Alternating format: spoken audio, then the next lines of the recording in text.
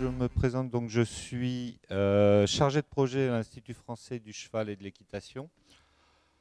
C'est une entité de l'État qui est chargée en gros, bon, à plusieurs missions, mais les missions qui nous intéressent, c'est de promouvoir le cheval en France et à l'étranger et faire en sorte que la filière cheval se porte bien. Les aider autant peu que ce soit au niveau aider les privés qui vont vous être présentés là. Je suis représentant Equiresources. Alors qu'est-ce que Equiresources? Equiresources, en gros, c'est un outil qui est partagé par l'IFCE que je représente et la NPE, et en gros qui va regrouper toutes les annonces de la NPE qui sont de la filière cheval. C'est aussi un outil qui va où vont être présentés les métiers du cheval et les filières, les filières, je dirais, de l'enseignement qui vous permettent d'accéder à ces métiers-là. Donc c'est un outil très complet. Vous avez des fiches métiers, vous avez tous les établissements présents en Bretagne ou en France, ailleurs en France, qui amènent à des diplômes permettant d'aller vers ces métiers-là. Donc je vais vous présenter un peu ce qui a été une étude, la première étude qui a été faite en 2011 sur les métiers du cheval.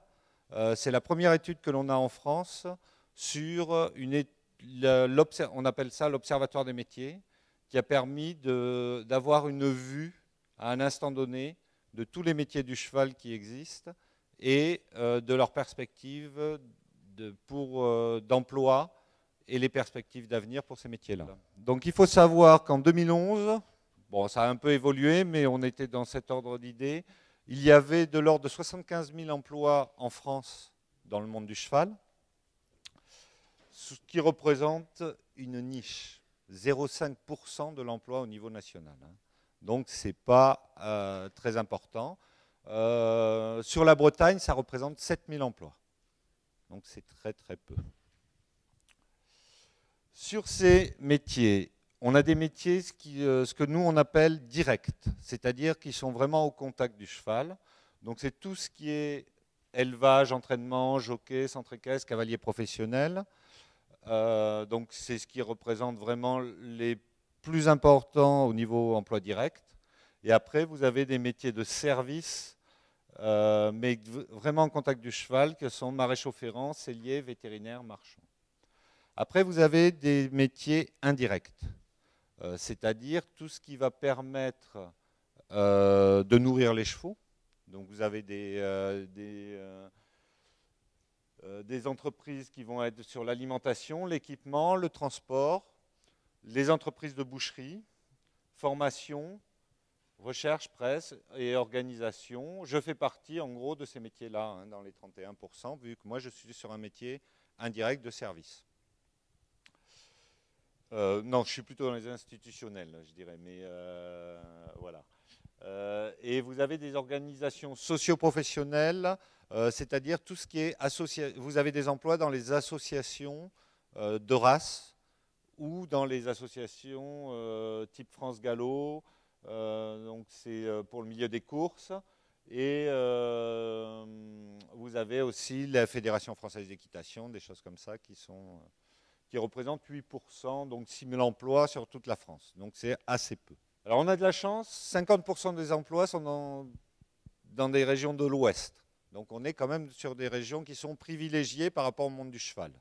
C'est dû au fait que ce sont les régions d'élevage traditionnelles du cheval, qui fait que la Bretagne, Normandie et Pays de Loire sont les plus gros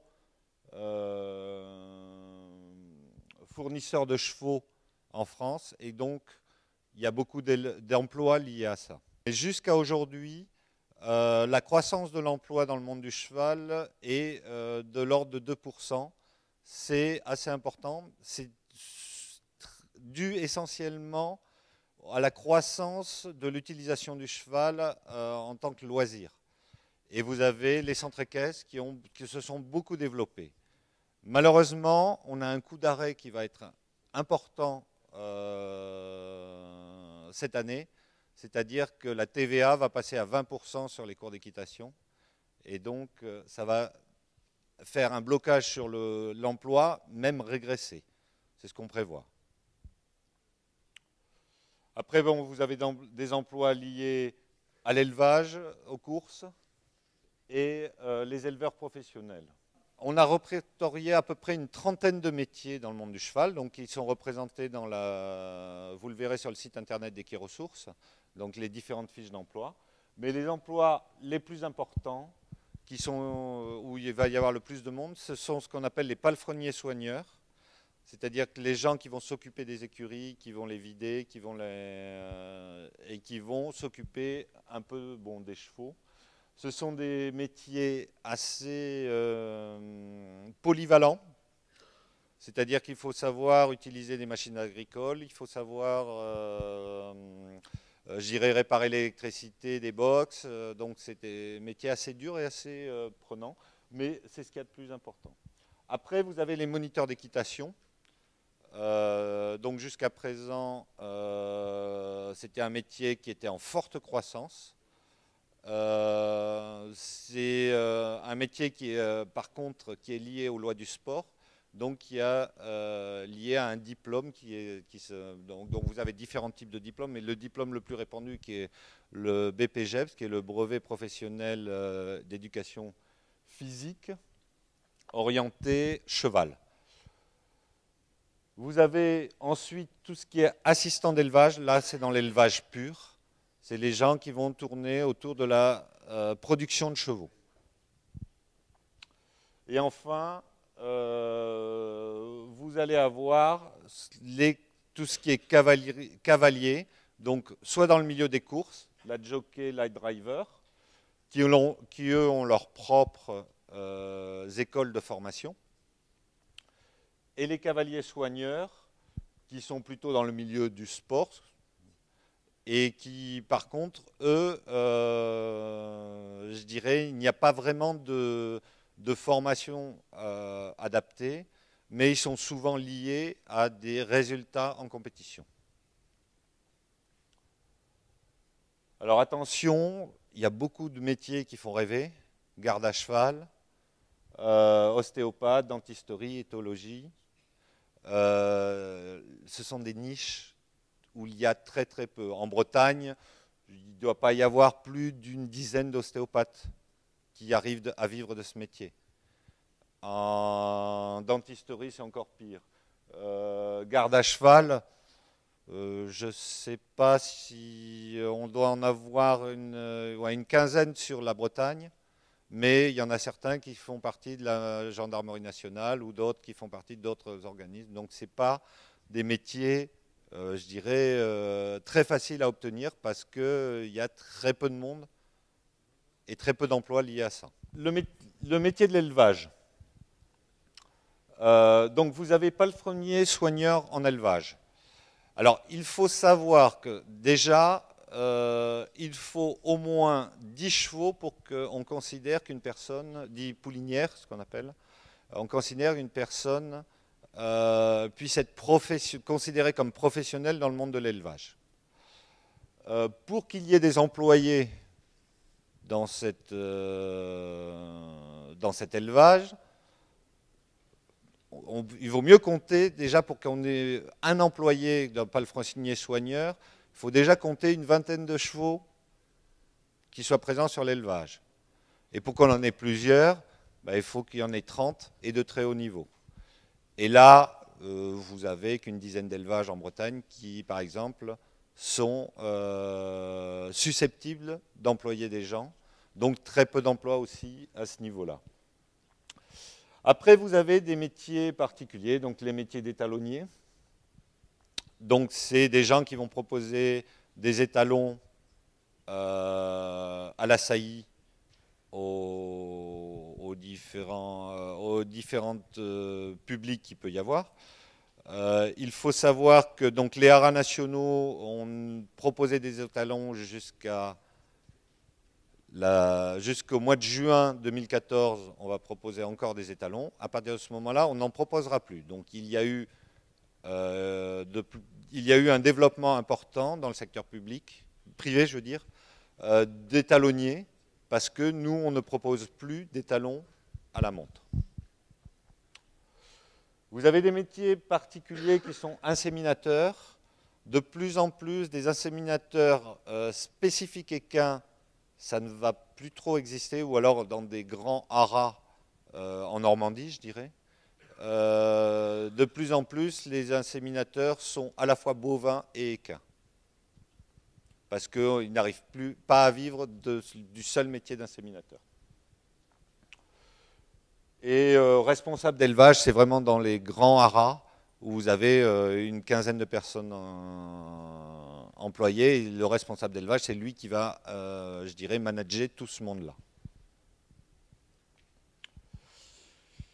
Et dans les emplois non salariés, on dit c'est vraiment les éleveurs qui souvent utilisent l'élevage du cheval, mais ce n'est qu'une partie de leur rémunération. Souvent, c'est des emplois agricoles à côté.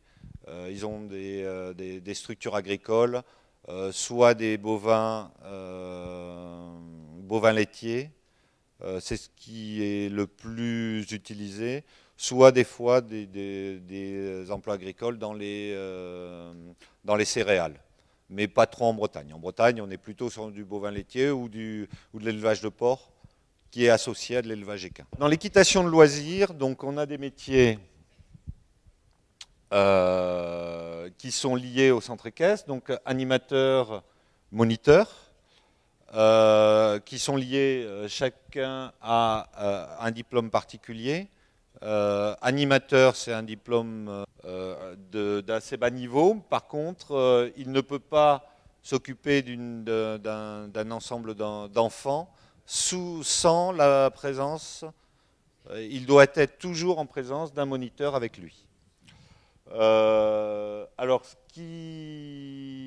qui est très caractéristique, et notamment en Bretagne, parce qu'on a beaucoup de centres équestres saisonniers, donc c'est des emplois saisonniers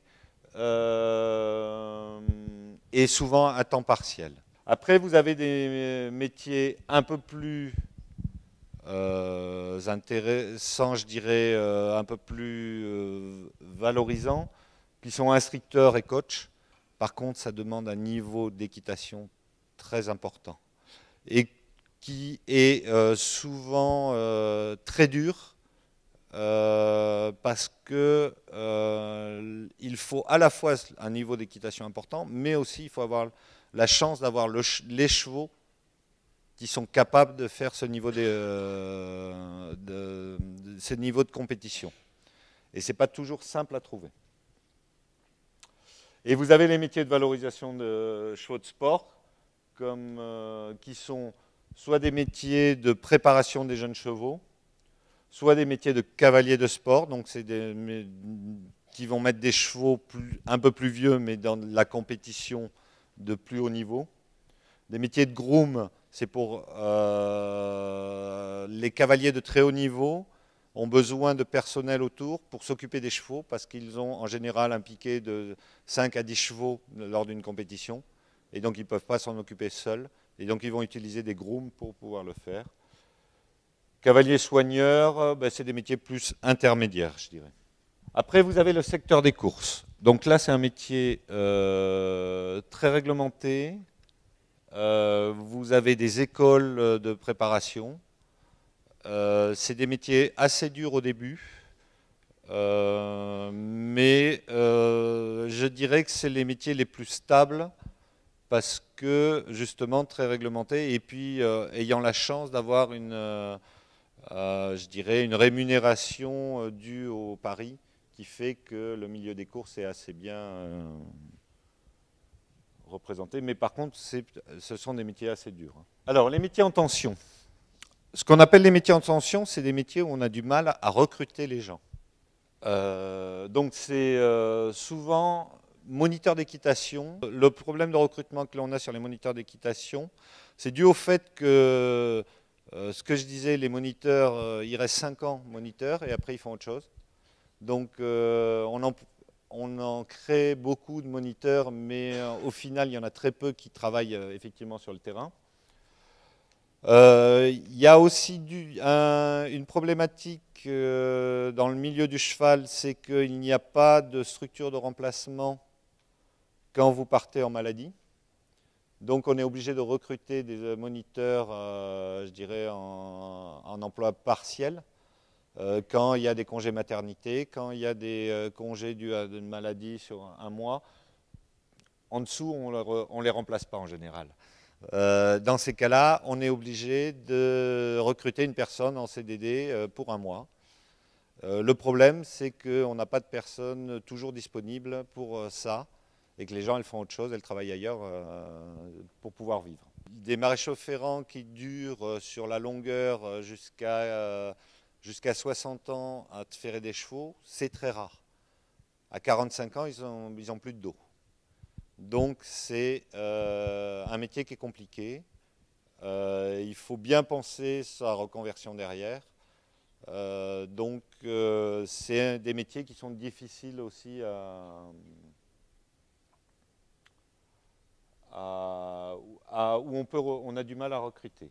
Et tout ce qui est cavalier d'entraînement dans le monde des courses.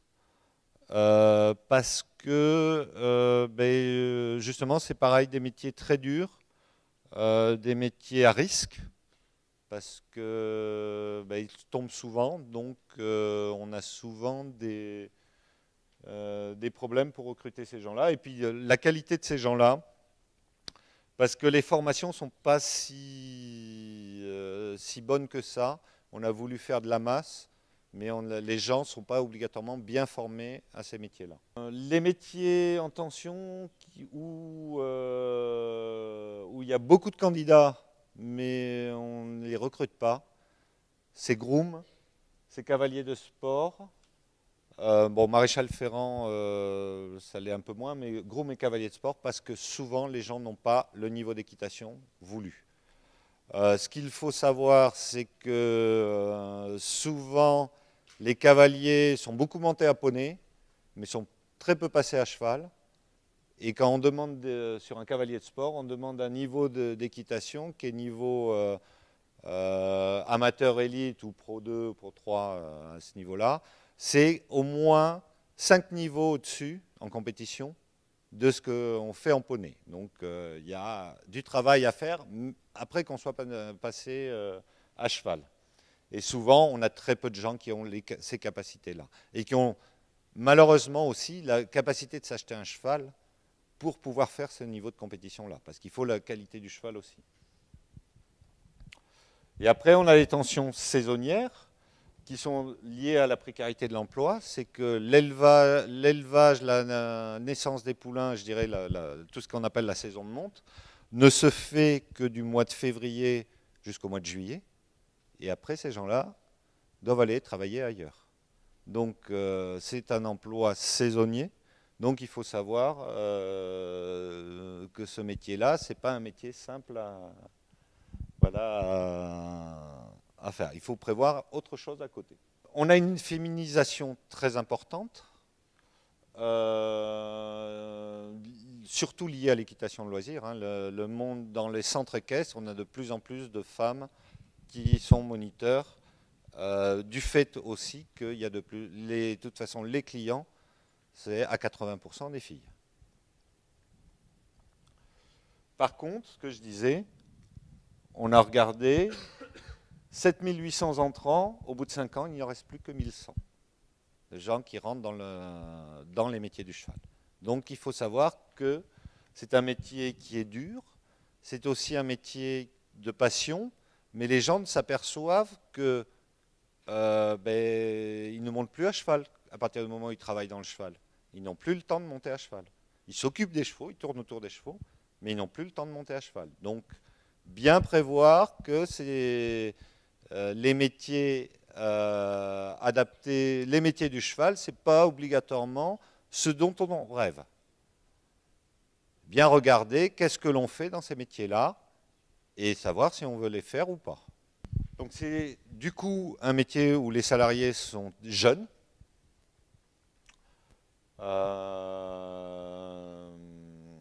On est sur 56% par contre, 56% des salariés en contrat précaire, CDD ou saisonnier.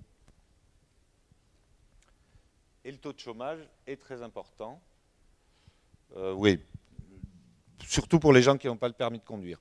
On ne peut pas dire que le taux de chômage est important dans le monde du cheval parce que les gens vont faire autre chose la plupart du temps. Mais voilà. Et par contre, il faut être prêt à bouger et même à bouger loin. Je vous ai mis quelques photos, vraiment, quelques diapos sur la Bretagne. Il faut savoir qu'il y a environ 4 à 5 000 structures qui sont dans la filière cheval. Beaucoup sont liés à l'élevage, 23%. Vous avez environ 400 centres équestres sur la Bretagne. Et vous avez un gros potentiel de ce qu'on appelle entraîneur dans le monde des courses. Au niveau des études, bon, je vous ai mis un petit tableau sur les études qu'il y a dans le monde du cheval pour pouvoir les différents niveaux. Donc vous avez deux types d'études. Vous avez tout ce qui est lié aux emplois agricoles. Donc, vous avez des diplômes agricoles, et puis après, vous avez des études liées aux emplois du sport. Parce que quand vous allez soit entraîner des gens, soit leur faire de la formation, vous devez avoir un diplôme du sport. Et ces différents diplômes du sport, bon, vous avez une description, je dirais, je ne vais pas rentrer dans le détail, mais vous avez une description très détaillée sur le site des haras. Le diplôme de minimum pour un moniteur, c'est le BPGEPS, qui se trouve au milieu. Après, vous avez des certificats d'aptitude. Bon, c'est des diplômes spécialisés. C'est-à-dire qu'on vous délivre un diplôme, mais ce n'est pas un diplôme d'État, mais qui vous permet de pouvoir avoir un CV plus argumenté sur des points très précis. Un CS qui est très à la mode en ce moment, c'est le CS utilisateur de chevaux attelés, pour pouvoir utiliser les chevaux dans les villes. Et le CS éducation et travail des jeunes équidés, qui est tout récent et qui est très utilisé pour les cavaliers de sport. Ce que je dirais, c'est que dans ces métiers-là, une fois qu'on y est rentré, ce qu'il faut, c'est être adaptable, c'est-à-dire et être mobile. C'est-à-dire qu'il ne faut pas rêver, vous ne passerez pas toute votre vie dans la même entreprise. Alors c'est vrai déjà dans le monde, je dirais, autre que équin. Ça l'est d'autant plus vrai dans le monde du cheval. Il faut pouvoir bouger, il faut aller faire de l'expérience à différents niveaux. Quel que soit le métier du cheval que vous faites, il faut pouvoir prendre de l'expérience. Ce sont des petites structures, donc il faut aller prendre de l'expérience sur différentes petites structures parce que les gens ne travaillent pas différemment. Suivant les régions, suivant les pays, c'est complètement différent. On n'a pas la même façon de travailler les chevaux en Allemagne comme en France. C'est d'ailleurs pour ça qu'ils nous battent sur certaines épreuves. Mais voilà. Donc c'est intéressant de pouvoir aller à l'étranger, être mobile et pas obligatoirement dans un métier donné. Pouvoir bouger dans les métiers, être cavalier de sport ou cavalier de course, il faut pouvoir bouger pour pouvoir, je dirais, avoir l'expérience, je dirais, la plus importante. Sur ce, il y a des gens qui travaillent dans le monde du cheval. Donc j'ai fait un tableau assez noir, mais c'est un métier de passion. On est tous passionnés par le cheval. On y est rentré parce qu'on aimait le cheval. Et après, on s'est battu pour avoir un métier, pour garder ce métier-là.